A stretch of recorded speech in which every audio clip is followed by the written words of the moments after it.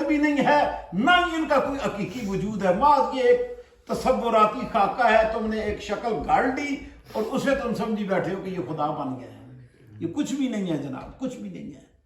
یہ تو صرف تم نے خود ان کے نام مقرر کر لیے ہیں اور ان ناموں کی تم پرستش کر رہے ہو۔ یہ تمہارے باپ دادا نے یہ نام مقرر کیے اور ان کی پوجا شروع کر دی۔ یہ تمہاری جہالت اور گمراہی تھی، کیونکہ اللہ تعالیٰ نے تو ان کے متعلق کوئی دلیل، کوئی سند نہیں اتاری جو بتوں کی پرستش پر دلیل بنے۔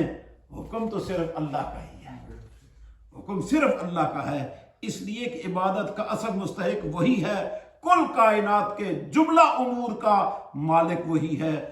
اسی نے ہی حکم دیا ہے کہ تم صرف اور صرف عبادت اللہ ہی کی کرو۔ اس کی عبادت کے استحقاق پر بے شمار دلائل ہیں۔ یہی دین سیدھا ہے جس میں عبادت صرف اللہ وحدہ لا شریک کی ہے۔